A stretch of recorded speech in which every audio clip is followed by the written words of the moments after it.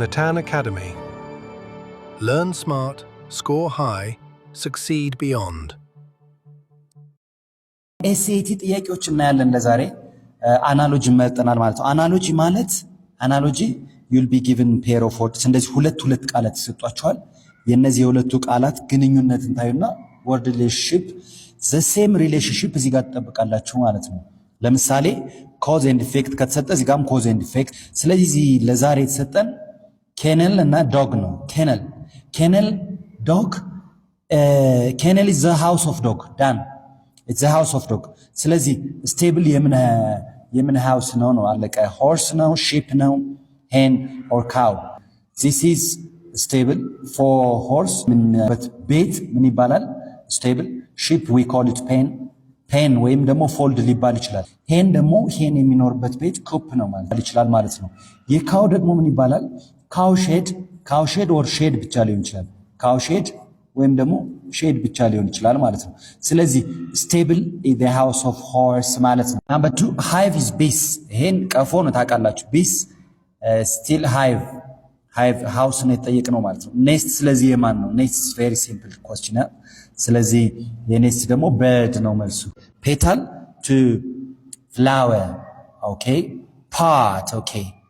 part ነው ማለት ነው page is to what petal it's one part of the flower page is one part of book one part of paper one part of printer ይሄ completely አይሆንም አይደል then story which one is correct አሁን ከነዚህ ውስጥ እንመርጠው petal is part of the flower ከሆነ page is part of paper አንልም part of printer አንልም ስለዚህ I have to think of this story or book ትክክለኛው ማለት ነው page ወደ book ያድጋል አይደል petal it's a part ስለዚህ በሌሎች ፓርቶችም ሲጨመር ፍላወር ይሆናል ማለት ነው ስለዚህ ሆል ፓርት ነው የተጠየቅኩት ማለት ነው so the answer is book ይሆናል pen is to sheep sty is for what sty is that for camel is that for pig is that for donkey or is that for tiger so the answer is here sty is typically the house of pig ነው ማለት ነው በቃ ይሄን መያዝ አለባችሁ ካሜል ግን ምን ሊሆን ይችላል በዛው እንያዝ ካሜል ትንሽ የሚቀርበው ለፔን ነው ወይም ደግሞ ሼድም ሊሆን ይችላል ስፔሲፊክ የሆነ ስም ስለሌለው ነው ስለዚህ ታቀራርቡታላችሁ ማለት ነው ዶንኪ ስቴብል አሁንም ስቴብል ይቀርበዋል ልክ ስቴብል ለሆርስ እንዳልነው ማለት ነው ሼድ ሌላ ጥያቄ ላይ ከተጠየቀ እሱን አብሮ መያዝ በጣም ወሳኝ ነው ማለት ነው tiger is for den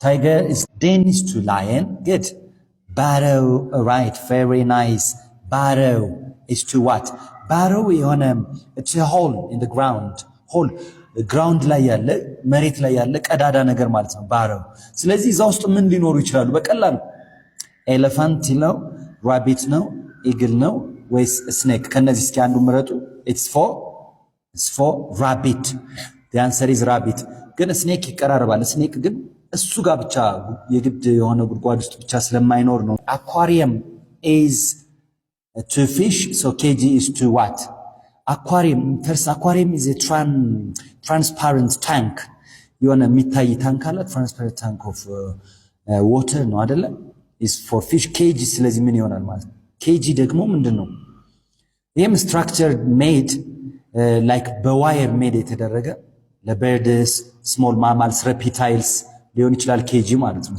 man made ነው aquarium is the same water ነው it's water for fish don't forget that kg is on air ነው ያ ማለት በሚታይ ነው for birds or land animals ማለት ነው ስለዚህ ለኬጂ ከዚህ ውስጥ የሚሄደው ማን ነው ማለት ነው ለፊሽ አኳሪየም ካልኩ ኬጂን ለማን ነው ምለው ማለት ነው ለካት አይሆንም ለራት አይሆንም nice of abundant ማለት ምን ማለት ነው first abundant large amount ወይም plenty ማለት ነው plenty in large amount ማለት ብዙ ማለት ነው ስለዚህ opposition የተጠየቅነው ነው overflowing still the same synonymous ቢሆን ነበረ to flow over ማለት ነው ይሄም በብዛት excess ሲሆን ነው ይሄም excess ሲሆን ማለት ነው or synonymous ናቸው ከabundant ጋር scarce ይላል scarce ይሄ እጥረት ነው so this is the opposite shortage of something so this is the answer excessive still synonymous ነው so abundant scarce is it's arrogant is here the second question ሁሌም ፕራውድ የሚያደርግ በራሱ አለ። ስለዚህ የዚህ ተቃራኒ ነው የተፈለገው። ኤሮጋንት ኦፖዚቱ ተቃራኒ ማን ይሆናል ማለት ነው? ሞደስት። ፎር ኦፔክ ኦፔክ what does opaque mean first እሱን ማየት አለብን። this blockage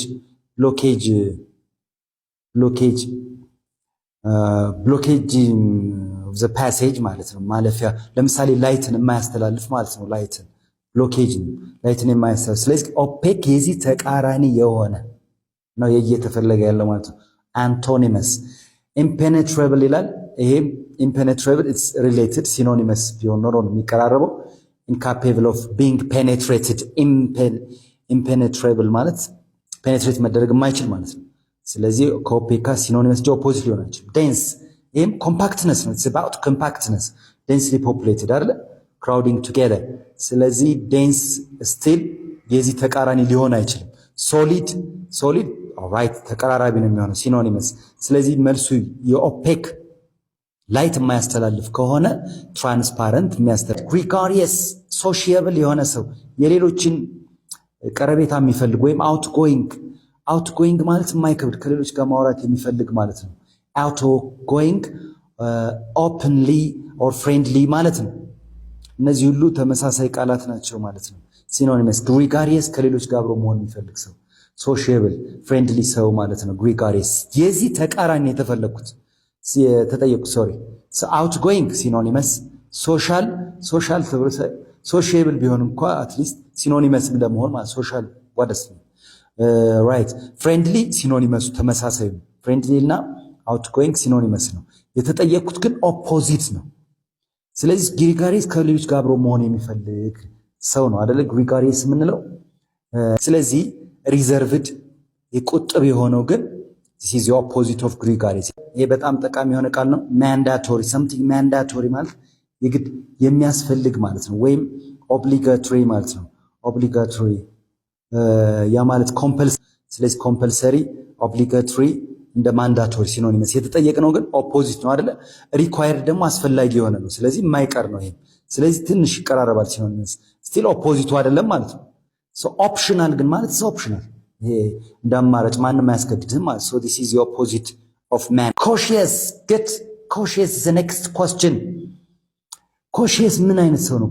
cautious about like a person who is careful about the possible risks or avoiding risks rather avoiding risks ማለት or danger right careful cautious ንቁ የሆነ ማለት ነው አይደል? የዚህ ተቃራኒ ነው የተጠየቁት። opposite የሆነው it's deliberate ላል vigilant prudent careless። ስለዚህ ተቃራኒው careless ነው ማለት ነው። exacerbate a nice question it is to make things more violent እንዲሆኑ ማድረግ ነው።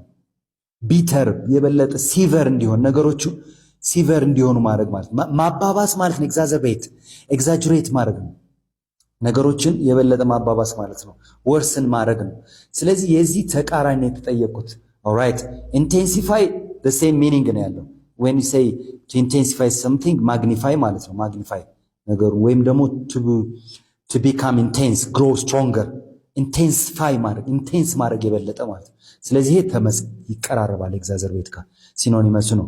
ወርስን ማባባስ መጥፎን መጥፎ ማድረግ እያባባሱ መሄድ still exacerbate ሲኖኒመስ ነው። አግራቤት ይሄ ማባባስ ነው። ኤግዛክት ሲኖኒመስ ነው። እንደውም ይሄ ተመሳሳይ ነው። እንደው የተጠየቅነው ግን ምንድነው? አንቶኒመስ ስለሆነ ተቃራኒው ማን ነው? አሊቬት ማድረግ ነው። is to retreat give up ማድረግ ማለት ነው። give up መሞከርን ማቆም stop ማለት ነው። relinquish ስለዚህ የዚህ ኦፖዚት ነው የተጠየቁት። ኦፖዚት to release still መልቀቅ ማለት ነው አይደል? to lease ማለት ነው። to release something right to claim this is the opposite ነው። ለማን የሪሊንግዊሽ to give up ነው አይደል? to stop to claim ሲሆን ግን ምን ይሆናል? to require ማለት አንድ ነገር ይገባኛል ማለት ነው። to ask for special right ማለት ነው። መብትን መጠየቅ to claim ማድረግ require ማድረግ insist ማድረግ ነው። ስለዚህ relinquish give up ከሆነ ይሄ ተቃራኒ ነው። ኦፖዚቱ ይሄ ነው ማለት ነው። indolent what kind of person we call indolent ሌዚ የሆነ ሰው ነው አይደለ? ሌዚ የሆነ ሰው ነው indolent የምንለው። የዚህ ተቃራኒ ማን ነው? እስኪ ከዲን ጀምር። ዲ አሁንም እዚህ ጋር አይድል እዚህ ጋር መጣለች። እዚህ ጋር not occupied having no employment ስራ የሌለው ማለት ነው። not occupied ማለት ነው። occupied idle ያለ ስራ የሚቀመጥ ማለት ነው። sluggish ደግሞ በጣም slow ማለት ነው። snaily paced የሆነ I hope you love this word snaily paced ወይም ደግሞ ቀርፋፋ ማለት ነው sluggish። ስለዚህ ስቲል ሲኖኒመስ ናቸው። ታሳቢ ባይሆንም ቀርፋፋ ሌዚ ቀጥታ ሲኖኒመሱ ነው። የተጠየቅነው ምንድነው? ኦፖዚት ነው አይደለ? ይሄ ምንድነው? ሌዚ ነው ያልነው አይደል? ኢንዶለንት። ስለዚህ ኦፖዚቱ ማን ነው? አክቲቭ የሆነ ማለት ነው። አክቲቭ። አምቢጊየስ ማለት ኖት ክሊየር ማለት ነው። ግልጽ አወዛጋቢ ማለት ነው። this question is ambiguous ትላላችሁ አይደል? not clear vague ማለት ነው። vague ግልጽ ያልሆነ ነገር ambiguous ወይም ማሳሳች አወዛጋቢ ሲሆን ማለት ነው። ስለዚህ ለዚህ አንሰርቴን ከዲን ጀምሮ አሁንም ሶሪ ዲ አሁንም እዚህ ጋር መጣለች። ሶሪ ፎር ዘ ኤዲቲንግ። አንሰርቴን እርግጠኛ ያልሆነ ኦልራይት ይቀራረባል። ambiguous አንሰርቴን እርግጠኛ ያልሆናችሁ ኦኬ።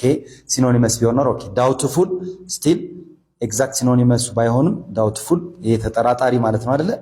ክሊር ግልጽ የሆነ ambiguous ግልጽ ያልሆነ ነው ያልነው አይደል? ስለዚህ ሲዚ አንቶኒ ኦፖዚቱን እየሰራን ስለሆነ አንቶኒመስ ይሆናል። ቬግ ሲኖኒመስ ይሄ ቀጣት ተመሳሳይ ቢባል ነው ቬግ